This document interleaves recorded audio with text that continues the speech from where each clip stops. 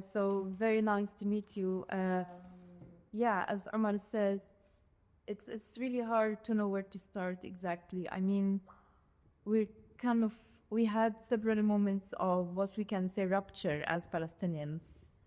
The Nakba was the 1948, basically before 1948, but from 1947 to 1949, the ethnic cleansing of Palestinians and the attempt to decimate Palestinian identity was one of those great moments of rupture.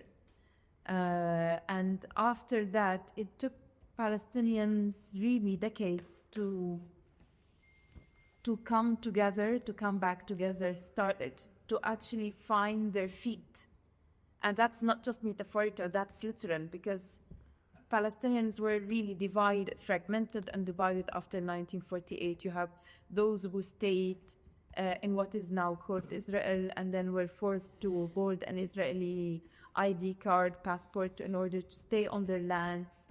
They have lost the of their lands, basically. You have around 140,000 Palestinians who stayed. Almost most of them really were internally displaced, even. So they couldn't, whilst they stayed, they couldn't return to their lands. And there are the very famous, some of the iconic villages like Ukrid and Bir'am in the north, where for whatever reasons they were fortunate that Israel destroyed the village but did not destroy the churches. So they could find something to return to later after struggling for a long time to bury their dead, to pray in their churches during Christmas or Easter. Jerusalem was mostly ethnically cleansed, most of the and then at the time, Palestinians, really those who stayed, it was very difficult, and they stayed under Israeli military rule, which is similar to what Palestinians in the West Bank are now enduring, forced to move from one place to another via checkpoints, via permits. Not even for some of our grandparents tell us stories of being forced to sing during Israel's independence, which is their trauma, which is their destruction. They were forced to sing songs celebrating Israeli independence in the schools. These are things that we hear. Those who Israel came and introduced new language to those people, Hebrew. Many of those who were at the time, which is our grandparents' generation, did not know Hebrew at all, so they were forced to learn a new language. And then you have the Palestinians who were in the West Bank and the Gaza Strip, even what we call now the Gaza Strip. It wasn't a strip. Gaza was part of a district, which was together part of now what they call the Gaza envelope to be part of Gaza. The Gaza district also included areas in Bir Sabit, altogether was Gaza district. But all of them were, most of them basically more than Gaza, what we now know as the Gaza Strip, was only home to 70,000 people at the time. Its population almost tripled because of the displaced people who were forced to leave to Gaza in 1948, 1949 from the nearby villages, which became during the 1950s kibbutzim and Israeli communities, and only a small fence separated. So a person from living in Gaza would see how kibbutzim were being established on their land, and then they being denied even the ability to return, living in squalid conditions, and then the development of refugee camps. So then the diasporic Palestinian identity became to coalesce around, starting with the Palestinian Revolution and Fatah, and then later other movements like the PFLP, DFLP, and all the different movements which together became known as the Palestinian Revolution. But that was the great moment of rupture.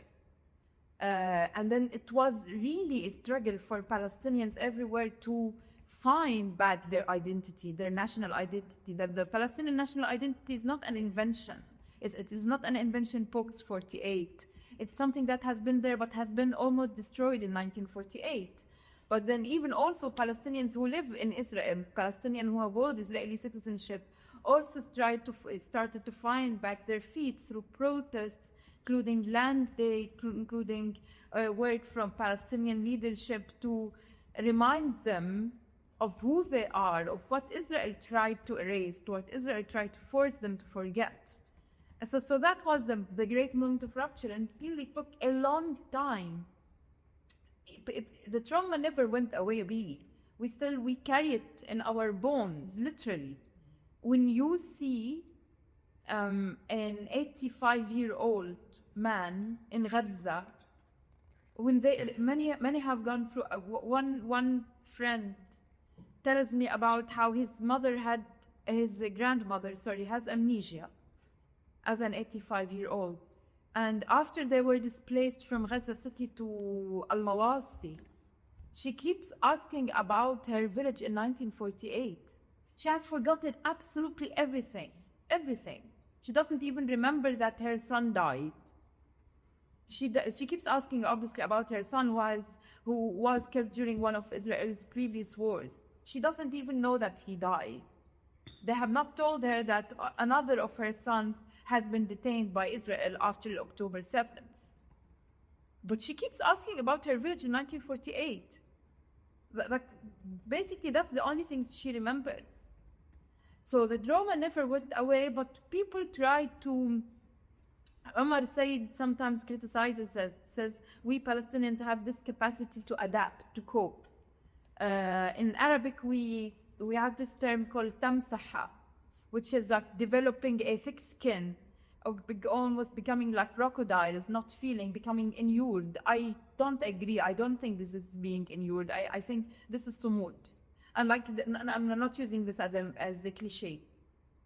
I really think it takes a lot of perseverance to be able to take all these hits, knocks, blows, and just stay. Sometimes it can be a form of coping mechanisms to try to brush it aside, because otherwise you can't keep dwelling on it. But it's in one corner of your mind, in your brain, it stays there. And then when something happens, your brain develops these reactions which you can't explain, the panic, the fight and flight, whatever we want to call it. But it's not, I do think it's one of our amazing achievements. And then October 7th happened. And that, I think, even more than 1967, that's our most significant moment of rupture since 1948. And why I say that differently, because it came at a moment when we were really when there were attempts, and we knew that on the eve of October 7th, there's so many attempts to eliminate Palestinians or Palestine. Edward Said always writes it very, very poetically and very powerfully, that there is Palestinians always have fear of erasure. And that's a genuine fear, because Israel has always tried to erase Palestinians and to erase them as a political presence. And it can be physical, it can be intellectual, it can be existential. And on the eve of October 7th, there's so many attempts to kill the Palestinian cause through normalization with Arab states, through convincing Palestinians to be happy with the grants that they're receiving, through the slow extermination which was happening before the 7th of October, and which was culminating with the new government, but which has its roots, as we said yesterday, in the very existence of the Zionist project. But then October 7th, and when October 7th happened, also as a people, in our inside, we were divided. Gaza had been severed from its Palestinian context since 2007, both because of the Israeli blockade and occupation, and unfortunately because of the division between the rift. And so we didn't know each other as a people. We lost contact with each other. And then the genocide, the genocide started, for the first time, really, you had something of this magnitude hit one portion of the Palestinian people so disproportionately. Which is not to say that Palestinians on other corners of Palestine have not been affected by what Israel is doing. You'll see the slow ethnic cleansing happening not even slow, like the mass displacement happening in the West Bank. Many people, one of the displaced women who's from a Bedouin community told me, like, it's a war in here in the West Bank. It's just the different that it's not a war with bullets. It's a different, this war has different form, but it's still a war. It's just a war without bombs. This is how she described it. But that cannot deny the fact that what's happening in Gaza is incomparable, really, to anything that Palestinians have gone through before, in terms of speed, scale, seriousness, degree of killings, of destruction, and we're talking about a place that has gone through a lot of destruction in previous wars. But then what we are, and then it's almost like surreal that we know things are not normal in the West Bank, but maybe part of why we try to adapt is to have this facade of normalcy. You'd think that, yeah, life is going on as normal, at least as possibly normal as could be under these circumstances, while this full-blown annihilation is going in through Gaza. And there is this feeling of absolute helplessness amongst Palestinians. Like, we're not even able, the small details, like we want to get shoes to our colleague, our field worker in Gaza, because his shoes got worn out. And in order to get him shoes, we have to travel to Amman, and they'll find a UN delegation going from Amman to Gaza, and then bring him the shoes. Gaza is what, an hour away drive from here? We have to do this. It's ridiculous. It's absolutely ridiculous. So even that, getting warm clothes, blankets, diapers, these very, very small details, every single detail kills you. And you feel guilty because these are your people being exterminated. And you're basically not able to do anything. So this is why, in a sense, while the Nakba affected all of us, this genocide is affecting all of us, but differently, which is also part of Israel's system of domination and oppression, of system of apartheid, which is the fragmentation of Palestinians. And then how we are trying to make sense of what happened. I'm not doing, I mean, Umar said it, yes, we at Amnesty, we worked on a report about Israeli genocide, we analyzed, and by the way, just to say that the work of our Amnesty colleagues on Myanmar, especially on the issue of conditions of life, has been and the literature that we had read on the use of conditions calculated to bring about the physical destruction of the group in Myanmar has been absolutely crucial for us in developing our claims regarding the prohibited act, especially the act of deliberately inflicting on the group's conditions of life calculated to bring about its destruction, which has been one of the cornerstones of our work as well. Because Omar said it yesterday, like, yes, genocides happen differently. Some genocides happen through gas chambers, some happen through the killing of people through machetes, some through extrajudicial execution. It's not about numbers of those killed, those stupid like people like David Lammy and others who think, yeah, it's the measure of how many people do kill. It's not about that. There's also the causing the slow deaths of the group is also one of the elements of inflicting on the group's destructive conditions. And there is always the issue of in whole or in part. And there is the issue of, no, basically you'll not find a single state that will come and say, I'm doing to genocide a people tomorrow, be prepared. So you have to infer, you have to use genocide as the genocidal intent as the only reasonable inference. So you use whatever scarce available literature. And there is a problem with the way genocide is legally defined. We know that from the convention. We know the Convention on Genocide that was agreed by in 1948 does not even reflect what Lemkin exactly has thought in mind. When Lemkin thought about genocide as the person who coined, the intellectual who coined genocide, he also thought about cultural genocide, not just physical destruction, and that there was an intentional decision to only limit it to physical destruction because European countries were afraid. Because if you're going to expand genocide to other forms of destruction, including cultural destruction, then you'll have to hold European countries and what the European empires and what they did in the to natives people and indigenous people in Australia and in the Americas, it will fall under genocide.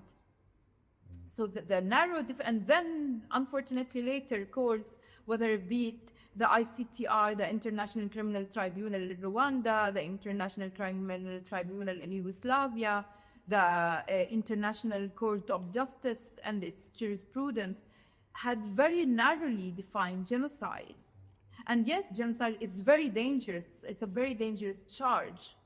But the reason is not to treat it as a holy cow and say, there is only one way of massacring the people.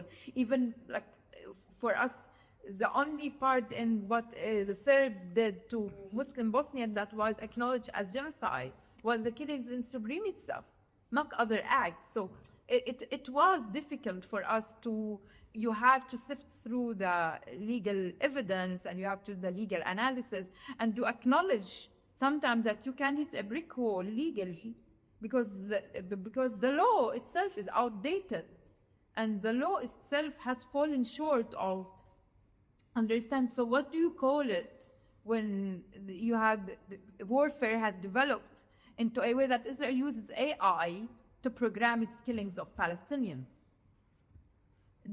Does that lead you to say, oh, there is no deliberate, it's not done intentionally because they're not coming and piercing people's bodies with machetes?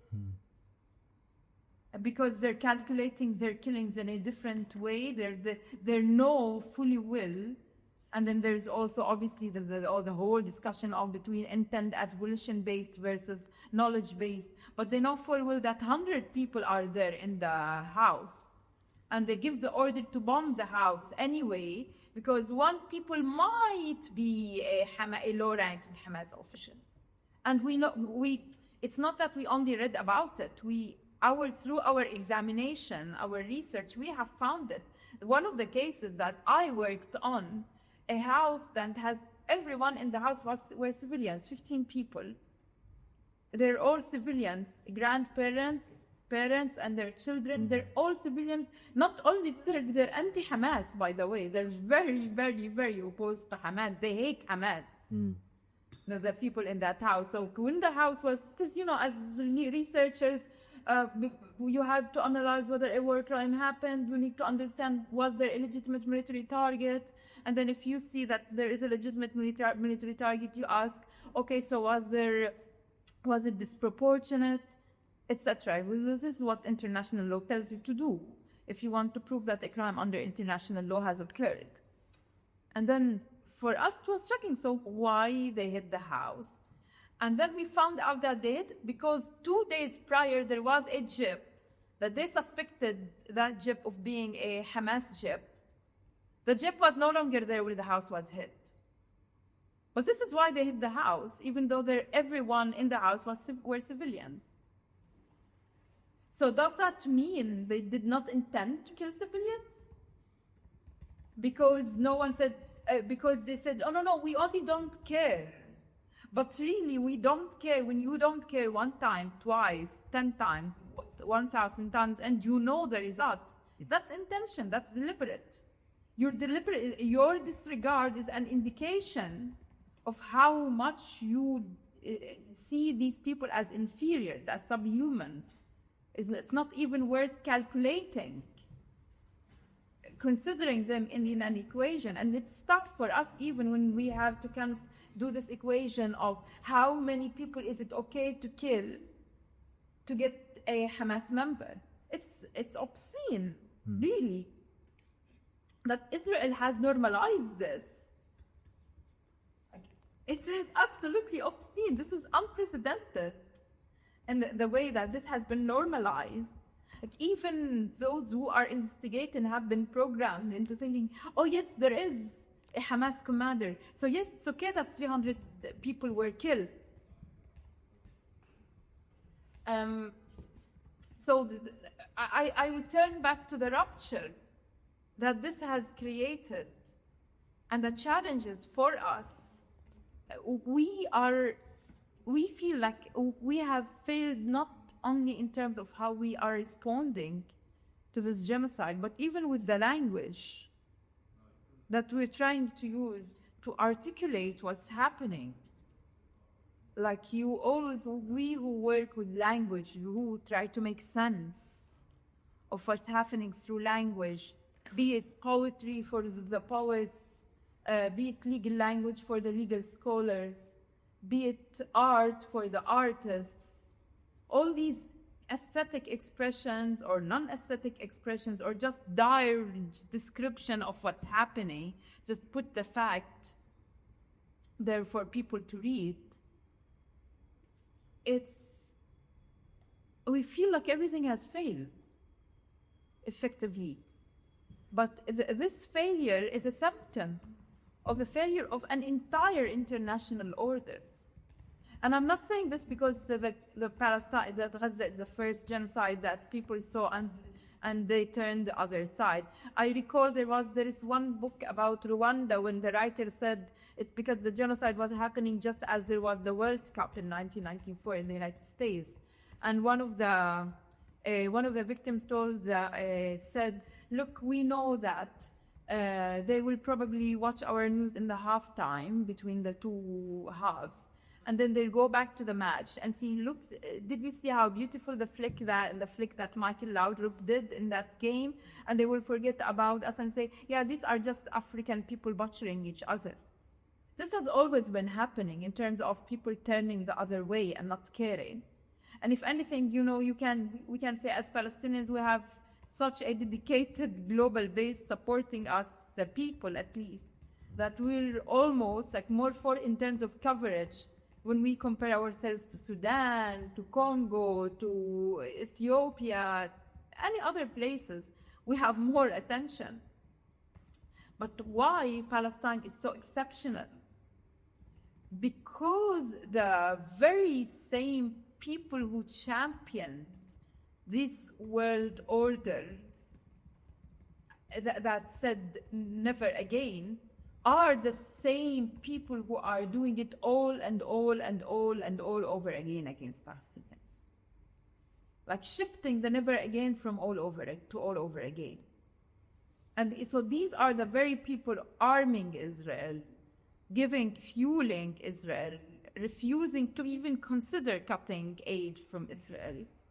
All whilst pretending somehow, we'll give Israel a 1-month deadline to show if it's abiding by the protocols, and then we submit papers and documentation and show evidence how Israel has even failed to abide by US's own laws, and it's useless. It's pointless. And there has not been a single case where there has been so many tools to stop it. It's not that we don't have the tool. They have so many tools to stop it. They could have stopped it after 1 month, after 2 months. There was always a chance to stop it. And then they went on and on and on, despite knowing that they have the facts. They know, and look, in 3, even less maybe, in 3 years' time, we'll see insiders from the White House and insiders from the Pentagon and insiders from the State Department receiving speaking fees in the I don't know, in the tens of thousands maybe, to speak in high-profile conferences on security, telling us about how they knew all along that there was a genocide happened, but, they couldn't stop it with the "we're sorry." Just like some US officials said, "We're sorry" after the Rwanda genocide. It's just that their sorry is useless. And it's useless to come and say it after the fact, that you knew all along that there was a genocide. Like, why there is no mass resignation? Just burn your whatever accreditation. Like, why the journalists in the US say we refuse to work unless we are allowed access to Gaza? Like, why they have not been fighting as well? I mean, sorry, but it's not enough to go and petition the Israeli Supreme Court to allow you access in Gaza. Why they have not been staging massive sit-ins, all the journalists from the leading newspapers saying, we refuse to see our colleagues in Gaza being massacred and us doing nothing. The doctors, are they not seeing what their colleagues are going through in Gaza? Like, the doctors, as a doctor, you can influence. You have an important job. Like, you do a massive sit out and say we refuse to work. At least we are striking globally today in solidarity with our colleagues in Gaza who are being arbitrarily detained, disappeared, taken hostage, killed. Their hospitals being torn to pieces, basically. They're forcing to work under inhumane conditions. And we have been seeing some of the brave ones of the doctors who come to work in Gaza, who treat the wounded, who go back to report, to bear witness, to have their testimonies. So again, you know what's happening. And you know that this is happening with your own money. The fact that there has not been the artists, everyone who know what was happening to their colleagues in Gaza with their own taxpayer money, that they're not doing this job, that they're not seeing how they are part of the problem. Again, you can't care about every single struggle happening in the world. It's hard, I know. Like, we don't know about the struggles of so many other people. The difference is in the United States, at least, that's the country it's directly responsible. It's almost like it should be as big as Vietnam in a sense. But civil disobedience should be as big. I know it's far off, you don't feel it, but they don't feel it. But these have always been questions, but then you ask all these questions and you ask, but what about us, Palestinians? Yeah. And why the Palestinian doctors? Why the Palestinian journalists in the West Bank in 48 and everyone? And then you know that, okay, we've been going through a lot, but it's all and you kind of analyze it. Okay, this is the result of the fragmentation. This is the result of the division. This is the result of fear. This is the result of people becoming tired. And this is exactly why this big rift, why this big rupture is happening amongst us, and why I don't know if we will ever be able to recover from this as collectively, whether we will ever be able to bandage this big wound in a way that people in Gaza will feel absolutely abandoned by us, even before by the West. So it's a challenge it's really the biggest challenge that Palestinians are facing collectively. And they're facing this challenge amidst all other challenges, because even in the West Bank, we can feel even helpless. And if you are in Ramallah, you feel you can't even stop the settler violence in the northern Jordan Valley, because the West Bank itself is absolutely torn to pieces in terms of checkpoints and permits and bypass roads, and every time you see new road sprouting, the character of the place changes every day. Every day you discover, do I know this place, Kima? And if you feel alienated, imagine if you are from Gaza and you see it's unrecognizable, the places, because of the destruction. So yeah, it's all, I guess, just to finish, we all ask ourselves, what's the point, really? Why are we even doing? What's the point of writing, of reciting, of documenting, of bearing witness, of visiting, of walking, of protesting, of demonstrating, of screaming, of crying, of living? Really, what's the point? And it's very hard to see a value in what we're doing. But it's also, sometimes, I don't know whether they see it out of wanting to be kind, but sometimes when you hear it from, when you talk to people there, and then you see why it's very important for them to talk to you, for people in Gaza, why it's very important to talk to you when they come and say thank you for what you wrote, or thank you for the report that you worked on. And it's very important, at least we feel like someone is saying that. At least we know that we have not been forgotten. And it's a very, very small consolation. But you owe it, in a sense, to the victims of genocide. So at least, okay, you can't stop it now. No one of us can stop it individually. But at least you don't want to have to deal in few years' time with people who will come and tell us, yeah, but we didn't know that this was happening. So at least in terms of, you don't want the people who have been allowed to live through this moral cowardice to get away, at least, of pretending that somehow it was not known. You almost do it for the history, to say, yeah, we did that. We said what we could. We did what we could. We screamed as loud as we could, and we put the facts, and we shouted there. No one should be allowed to come later on and pretend that they did not know. And no one should come and ask, but what's the proof that Israel did that?